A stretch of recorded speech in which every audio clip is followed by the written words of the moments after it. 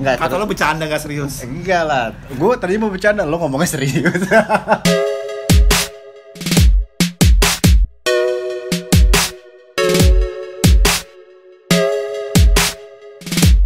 Yes, selamat datang lagi di channel gue, Krisna Aditya. Nah, apa kabar semuanya? Hari ini kita bakal jadi teman ngopi yang seru karena gue ngedatengin salah satu narasumber yang gue janjikan di video gue sebelumnya, Akbar Yumni.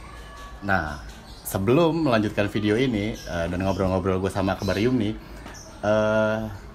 dukung channel gue dengan cara like, komen, dan subscribe. Lo tau lah caranya gimana. Oke? Pada video kali ini, obrolan gue akan ngebahas lagi tentang seni pertunjukan dan normal baru. Simple is better.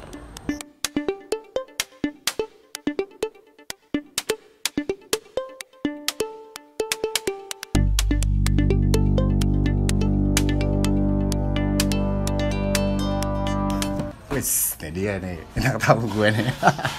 Oke, perlu gue kenalin nih. Akbar Yumni ini adalah seorang dramatur, seorang kurator film ya, Bar ya? Kurator film dan penulis kritik seni apa aja. Nih Bar, seperti kita tahu nih Bar, kemarin di video sebelumnya gue udah ngebahas tentang seni pertunjukan dan normal baru. Itu pun ada beberapa kutipan hasil diskusi kita. Nah, seperti lo tahu nih, pertunjukan itu gue salah. Gue gugup ngobrol sama dramatur muda ini. Jadi coronavirus kan kita tahu nih, coronavirus itu menutup semua akses seni pertunjukan ketika muncul di awal Maret di Indonesia ya khususnya ya. Di awal Pandeminya maksud lo? Iya, pandemi ya. Coronavirus akhirnya jadi pandemi, menutup semua akses pertunjukan. Nah, menurut lo fenomena ini gimana Bar terhadap seni pertunjukan itu sendiri? Mana ya? Ya nggak apa-apa sih. Tapi maksud gue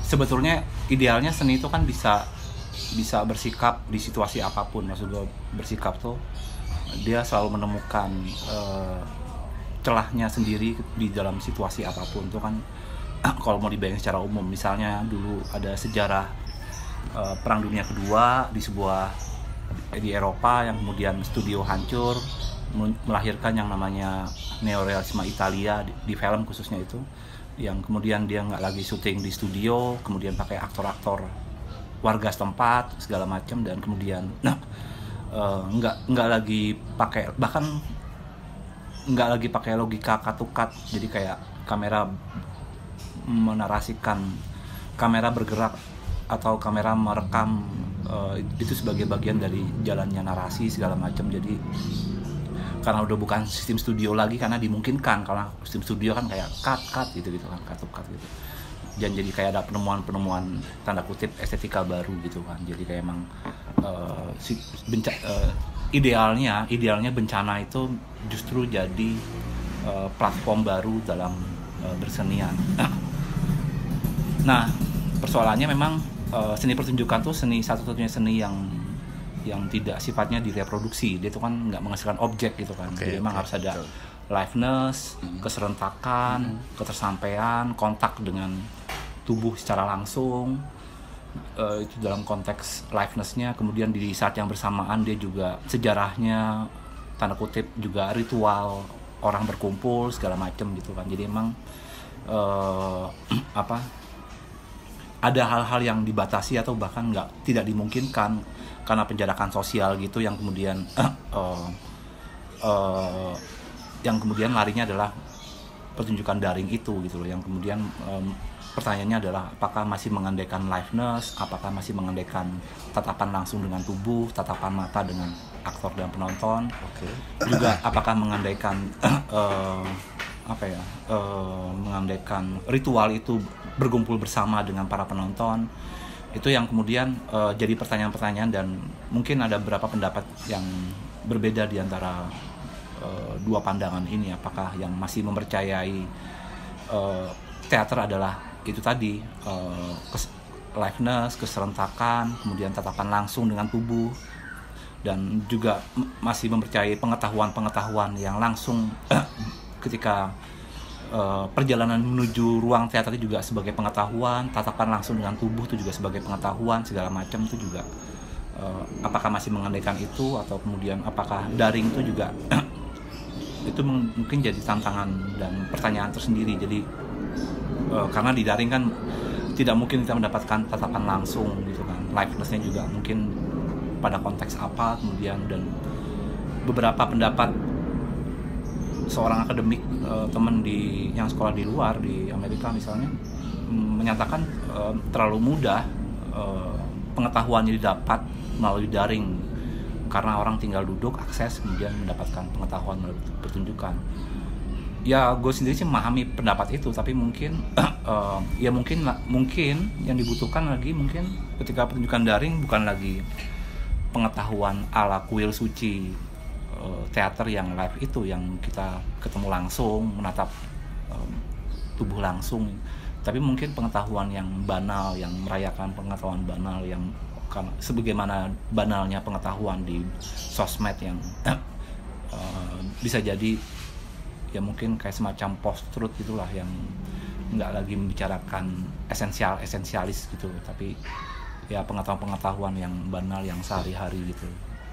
Ya gue ada dua pendapat itu yang kemudian nggak masalah juga sih, maksud gue ada juga yang menyatakan bahwa ya udah memang mungkin nggak harus bikin pertunjukan, istirahat atau apa juga sampai menunggu pandemi selesai. Tapi ada juga yang berpendapat bisa kita harus menghadapi sebuah situasi baru, daring, normal baru, yang kemudian pertunjukannya adalah daring. Nah mungkin lu mau nanya lagi atau gue lanjutin? Oke.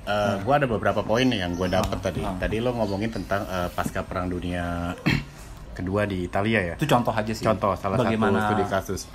Apa ya? Nah, bencana melahirkan sebuah. Berarti kan di situ tentu saja dong lo kita menempatkan bencana sebagai sebuah krisis dong pada saat itu. Akhirnya muncullah narasi-narasi baru tuh ya, bisa dikatakan estetika baru, realisme baru. Sepakat gak sih lo kalau pandemi ini kita masukkan dalam kategori krisis? Bisa ya? Sangat bisa. Okay. Karena bayangan gue pandemi ini mungkin ada yang optimis akan berakhir, atau pandemi ini kemudian ada semacam setting sosial juga di mana orang harus berkegiatan sehari-hari secara daring atau secara sosmed. Misalnya di ekonomi itu udah jelas platform daring itu jelas lah, di mana ekonomi digital berlangsung gitu loh. Okay. Nah jelasnya kan pandemi ini membuat realita baru nih. Nah itu loh. Nah gue menangkapnya itu, ini sebagai krisis, akhirnya kita berhadapan sama situasi normal baru pandemi ini. Nah tentu punya efek sendiri terhadap seni pertunjukan khususnya teater. Nah kita nih, mungkin lo juga memperhatikan bahkan teman-teman seni pertunjukan di Indonesia khususnya, daring ini kan menjadi fenomena nih. Bagaimana teater itu menjadi medianya adalah daring gitu.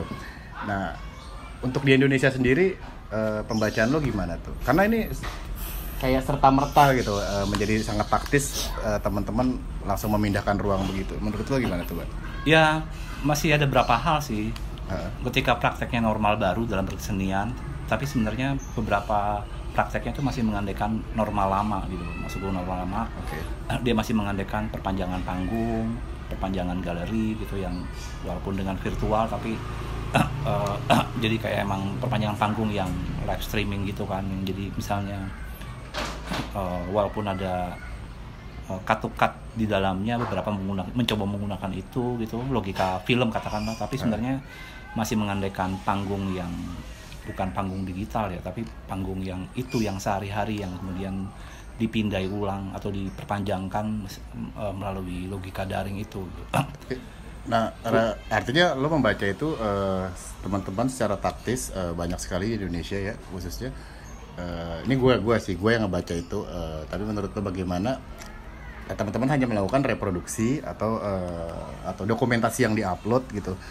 Nah itu apakah dari sudut tadi kan lo bahas tuh teater tuh ada keserempakan, ada liveness, dan tentu itu gugur dong ketika kita melakukan itu. Nah maksud gue tapi tadi lo bicara juga ada juga beberapa diskusi dengan teman-teman di luar ya, di luar. Nah, tadi contohnya ada akademisi di Amerika ya, ada juga ya teman-teman yang masih berhadapan dengan gaya-gaya apa sih konvensional lama dengan kuil-kuil sucinya itu kan. Nah secara taktis ya gue membacanya gitu tuh. Ketika awal pandemi seolah-olah daring itu menjadi satu-satunya ruang. Nah, tapi teman-teman tentu agak gagap ya. Nah, lo membacanya itu sebagai sebagai fenomena yang kayak gimana sih gitu loh. Maksud gue Ya, ketika mereka mereproduksi, mendokumentasi atau memvirtualkan panggungnya gitu loh. nggak apa-apa. Sejauh itu adalah mitigasi bencana. Oke. Mitigasi bencana tuh awal-awal bencana lah. Bansos lah. Oke. Bansos tuh durasinya kan idealnya 3 bulan, 2 bulan tuh mitigasi bencana. Jadi kalau misalnya sudah lewat 3 bulan, tanda kutip menurut gue idealnya tuh udah ada semacam perbincangan baru, kemungkinan praktek pertunjukan digital sih kalau gue. Oke. Kalau misalnya mitigasi, tapi kan mitigasi bencana kita nih kayaknya berlarut-larut lah. Maksud gue bahkan bansos juga masih ada gitu. Belum ada sistem mekanisme bahwa ini adalah fakta normal baru yang kemudian jadi kehidupan baru. Ini jadi kayak memang mental bansos dan estetika bansosnya itu masih kuat gitu loh. Jadi kayak mitigasi bencana tuh oke lah, kita daringnya tuh masih perpanjangan panggung atau merekam segala macam karena situasinya kan masih darurat. Accidental tuh ya. Iya, darurat lah 3 bulan. Tapi maksud gue kalau harapan gue 8 bulan 9 bulan tuh udah ada semacam eksperimentasi baru lah. Walaupun juga jujur aja ini pengalaman baru buat penonton juga kan. Beberapa pendapat mengatakan ini juga pengalaman baru buat penonton juga belum terbiasa menonton di daring segala macam. Bahkan senimannya juga belum terbiasa pertunjukan daring yang itu problem-problem teknisnya juga luar biasa sulit menurut gue dan luar biasa sulit dan segala macam, dan ini percobaan baru. Kalau harapan gue sih 9 bulan tuh udah ada diskusi yang sangat ada kemungkinan eksperimentatif bahwa kayak gimana sih praktek-praktek liveness dalam logika daring gitu, apakah ada gitu, ada apa enggak, atau kemudian apakah logika panggung dalam logika daring tuh apakah ada gitu, karena kan jelas pindahan layar yang diakses oleh penonton tuh kan layar gitu kan, jadi ya kalau di film tuh mungkin nggak problem, karena misalnya pasca sinema digital itu beberapa kurator tuh udah nggak mau nyebut film, nyebutnya moving image bahkan. Moving image. Bahkan karena dia nggak lagi bergantung pada bioskop single channel itu, kanal tunggal, tapi udah kayak sistem galeri, sistem ruang publik dijadikan sebagai tanda kutip moving image yang bergerak itu. Bahkan sebutan moving image udah bisa dianggap jadul, kultur screen, budaya layar. Itu gue juga pernah diundang dalam forum itu kan yang nggak lagi bergantung pada ruang publik atau ruang segala macam, tapi misalnya tanda kutip gambar bergerak karyanya bisa diakses di masing-masing individu melalui handphone segala macam. Nah ini kan persoalannya adalah prakteknya masih alatnya digital tapi berpikirnya celluloid gitu.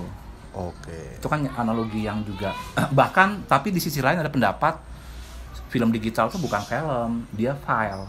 Yang disebut dengan film adalah negatif film. Iya. Tapi maksud gue nih, berarti bener kan ketika ada pendapat kekinian sebutannya bukan film tapi moving image atau kultur screen, karena memang dia cara mempresentasikan juga berbeda gitu loh. Tapi bisa dikatakan gak sih Bar, kayak tadi untuk kasus ke film kultur screen. Kultur screen itu mungkin sudah lama ya, sebelum pandemi ini sudah ada istilah itu. Tapi bisa dikatakan kultur screen itu sebagai tatanan baru di film atau bagaimana? Beberapa praktek film eksperimental udah pakai itu, kultur screen yang dia bisa diputar nggak bergantung lagi sama single channel ala bioskop itu loh, yang sangat sakral. Bioskop itu kan masih sakral karena nggak ada dunia apapun kecuali dunia layar, makanya dia ruangannya gelap kan, makanya namanya spektakel karena nggak ada dunia apapun kecuali dunia layar kan gitu. Kalau kultur screen dia bisa diputar, nggak lagi sesakral spektakel ala bioskop. Lu bisa sambil boker, bisa sambil menonton sebuah karya film, tanda kutip film di layar itu gitu. Ambil macet-macetan di mobil gitu bisa kan. Juga gitu. Kalau yang moving image bisa di ruang publik, di galeri yang dia bisa orang lalu lalang untuk menonton tanpa harus ketinggalan dari tanda kutip apa itu karya itu gitu. Apa itu moving image itu kayak gitulah. Jadi kayak hal kayak gitu tuh. Nah, kalau gue sih mungkin teater butuh istilah baru. Kalau Taruh. Deh, ngomongin istilah baru. Nah, ini nih yang menjadi pembahasan gue di channel sebelumnya sebetulnya. perlu ada diskusi mengenai bagaimana visi teater itu sendiri ke depan. Khususnya Indonesia deh Bar ya, kita atau mungkin Indonesia bisa memberikan satu reaksi secara global gitu. Tapi ngopi dulu bos, lo enak lo ngomong sambil ngopi, gue kagak ngopi. Ngerokok nggak boleh ya? Jangan ntar disensor. Bar, lo sebagai teman ngopi gue hari ini, tadi gue dengar lo di awal ngomong kalau terjadinya krisis di Perang Dunia Kedua, muncul narasi realisme baru, muncul narasi estetika baru. Terus tadi lo ngambil studi kasus di film sendiri pun sudah ada yang namanya apa? Perubahan-perubahan istilah. Nah, gue pikir sama pun di seni pertunjukan. Faktanya kita ngelihat ya teman-teman. Faktanya realita berubah.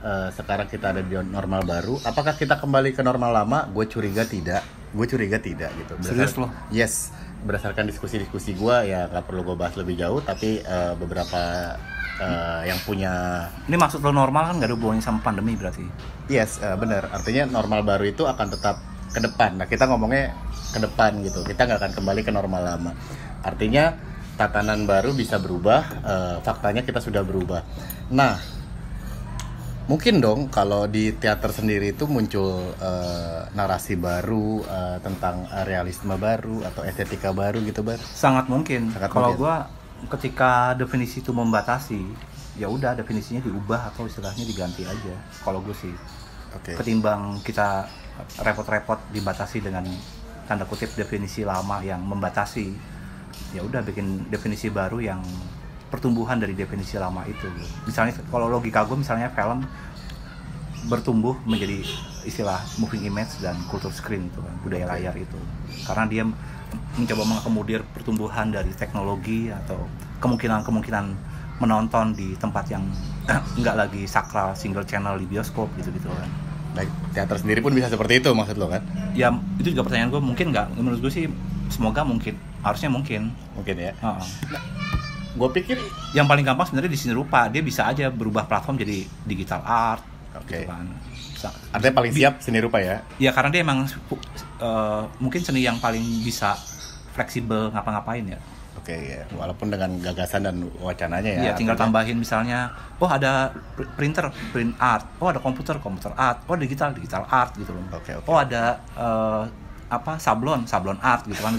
Bisa begitu mas gua. Dia art itu sebenarnya kan bisa diterjemahkan artinya seni rupa gitu. Makanya dia prakteknya bisa sangat kemana-mana gitu. Bisa ketika muncul performance art, ada body art segala macam. Jadi emang ditambahin art tuh sudah cukup dia. Nah, satu lagi di Bar. Oke, seni rupa udah duluan nih. Film bahkan jauh sebelum pandemi udah membuat istilah-istilah itu ya. Terus, nah teater khususnya di Indonesia, seperti gue adalah orang yang terlibat di teater di Jakarta khususnya, dan gue melihat langsung hadirnya grup-grup teater yang di kampung-kampung, yang di satu kecamatan atau kelurahan hadirnya di kampung, terus yang mungkin secara institusi wacana kurang karena hadirnya berdasarkan ekosistem di kampung itu kan.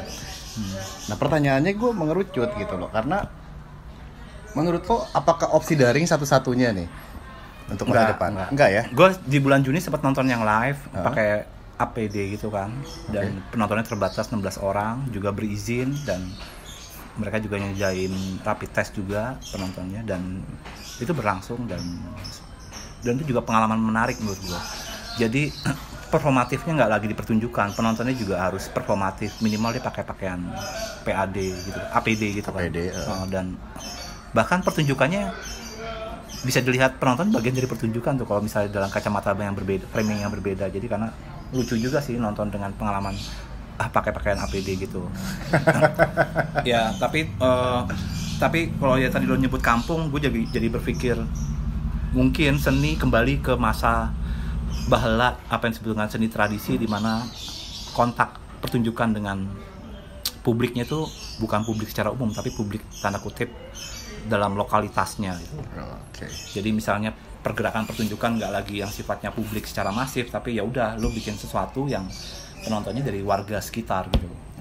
Itu mungkin menarik sih menurut gue untuk diperbincangkan Karena kan seringkali kita bermain di tempat yang tanda kutip yang netral gitu kan, di panggung yang semua orang dari berbagai tempat bisa datang gitu. Tapi kalau misalnya mau dipaksakan bikin live yang pertunjukan langsung di era pandemi ini, mungkin dia harus kembali ke praktek-praktek seni pertunjukan di komunitasnya masing-masing yang penontonnya juga warga sekitar. Oke. Kalau yang gua kemarin kan memang penontonnya bukan warga sekitar, tapi memang undangan dari berbagai tempat, tapi dia dengan Pertunjukan lo tuh ya kemarin ya? yang nggak, temen gue itu yang gue nonton bulan Juni itu bener. yang dia penontonnya menggunakan APD gitu. Mungkin bisa juga kalau di prakteknya adalah penontonnya mungkin bukan dari berbagai tempat, tapi memang satu komunitas atau warga setempat atau warga-warga jadi kayak sekitar kembali yang ke nonton. zaman tradisi ya, penontonnya ya terikat secara lokus tempat pertunjukannya itu. Berarti gue nangkep nih, tadi lo mengatakan perlu diskusi untuk membuat istilah baru, atau lebih jauhnya membuat sebuah tatanan, enggak lah ya, tapi mudah-mudahan ketemu nih maksud gue gitu. Berarti lo sepakat kalau kita reimagining ya, apa ya, mengkonsep ulang ya, mengkonsep ulang visi teater itu sendiri. Ya daripada membatasi definisinya, menurut gue ya udah diperluas aja definisinya. Oke. Mungkin nggak membuat definisi baru, tapi diperluas lah. Oke, jadi tadi kan opsi daring nggak satu-satunya. Tentu gue pikir dengan reimagining vision itu kita bisa membuat sebuah tatanan baru yang menjadikan opsi daring tidak satu-satunya, gitu dong? Iya, iya. Oke, gitu. Jadi lo sepakat nih. Tapi asumsinya kan mitigasi bencana udah kelar ya. Jadi Yes, kita nggak yes. ngomongin mitigasi bencana lagi. Ini asumsinya ya udah nih fakta keras yang nggak bisa ditolak, katakan gitu. Oke. Jadi 3 bulan pertama pandemi, oke, kita banyak tuh taktis berinisiatif tuh bikin pertunjukan daring, bla bla bla bla. Bansos lah. Semacam bansos yang kita perlu, itu urgensi banget gitu, ya, urgensi banget.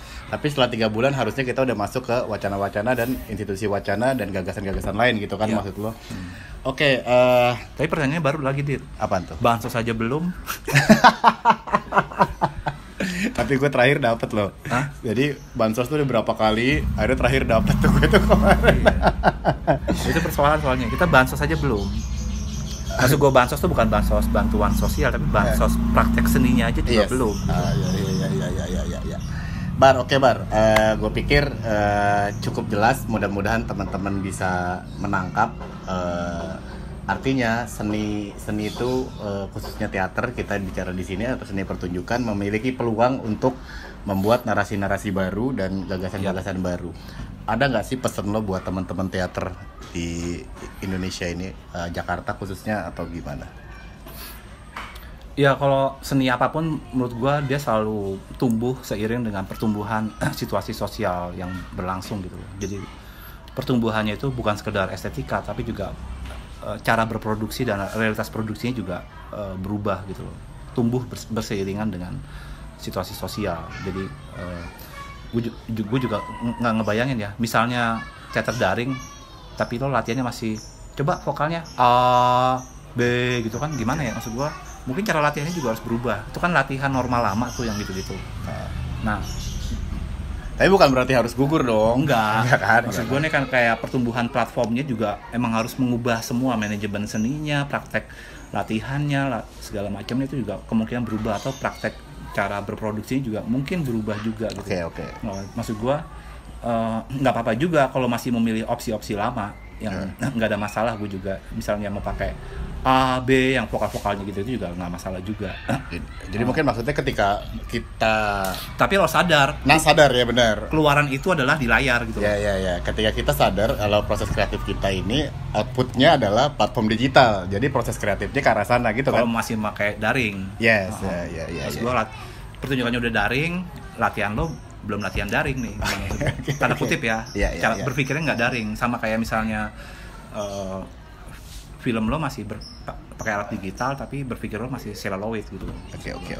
Iya nggak apa-apa juga lo pakai berpikir celluloid, toh juga masih berpikir celluloid itu juga rezim yang lama sampai sekarang masih mengendap di semua orang pegang kamera juga, rezimnya masih celluloid kan, masih pakai geser kanan geser kiri ya, gitu kan, masih yang frame yang established formal gitu kan maksudnya. Oke. Sip, itu teman-teman. Thank you Bar, lo Ya, udah sip. hadir di channel gua, keren banget, banyak wacana, banyak gagasan di sini. Gue iseng-iseng doang. Enggak. Atau lo bercanda nggak serius? Enggak lah. Gue tadi mau bercanda, lo ngomongnya serius. Gue bercanda juga kali. Mungkin gue banyak yang salah juga lah. Oke. Paling enggak obrolan kita hari ini mudah-mudahan memberi penyegaran buat teman-teman teater khususnya gitu. Karena gue juga pekerja seni teater yang mencoba terus mencari segala kemungkinan lewat diskusi dan banyak mencari tahu, riset dan lain-lain sebagainya. Artinya teman-teman tetap semangat, tetap terus berkarya, jangan berhenti karena seni itu menjadi apa? Seni itu sangat memiliki peluang untuk berkembang dan pandemi ini bisa menjadi apa ya? Trigger ya, bisa menjadi trigger pemicu untuk kita lebih kreatif. Oke. Thank you Akbar sekali lagi. Besok kalau ada wacana lagi, gua akan undang dia lagi ya. Oke guys, teman-teman semuanya mau jadi teman ngopi, komen di bawah. Simple is better.